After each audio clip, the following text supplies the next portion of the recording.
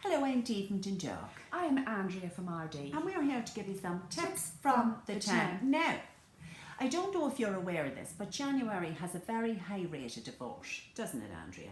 So we thought that we would give you some tips on how to deal with your grumpy husbands. As a beautician, blogger, vlogger, lifestyle guru, And I'm the model.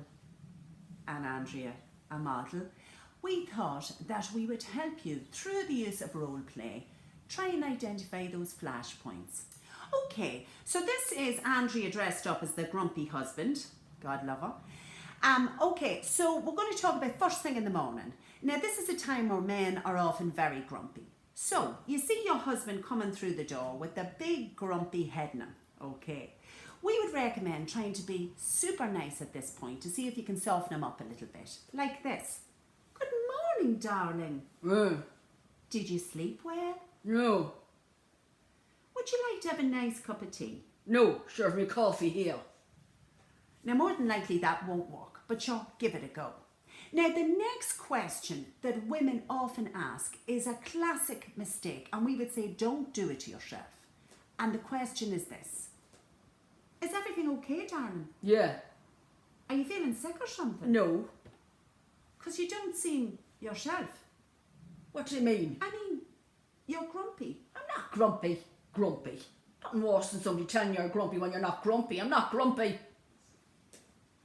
Now, most relationship experts would say to you, at this point, remove yourself from the situation. But we would say, don't remove yourself. Look your husband straight in the eye and say the following. Darling, why don't you shove that coffee up the high hole of your arse? And then remove yourself. Now, another flashpoint in a marriage is when you're driving with your husband sitting in the passenger seat beside you. Because despite the fact that you got your full driver's license 15 years ago and you've been driving every day since, and you've never had a penalty point or an accident in your entire life, you'll still hear him saying things like this. You need to be getting into the left lane now. What are you doing? Left lane, I said. Oh, Jesus. Indicate. Indicate right now. Oh, let him out, will you?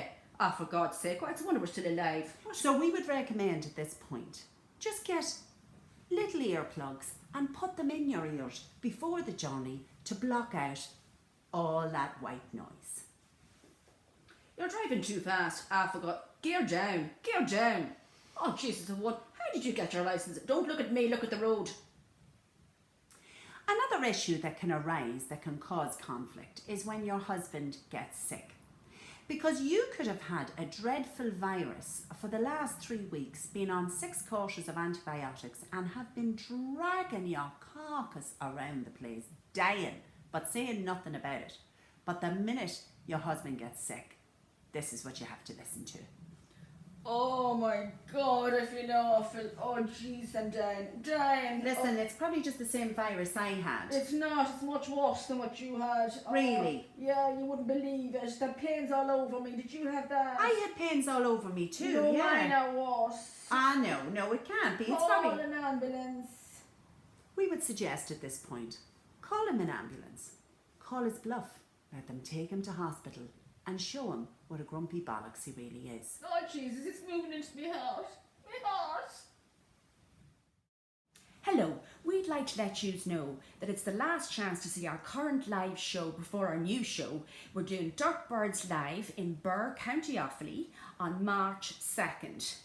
And we'll also be doing it in the Driocht in Blanchardstown on March the 3rd. And we're also in Wexford Opera House March 24th. Now you better, tell your husband well in advance that you're going in case, he gets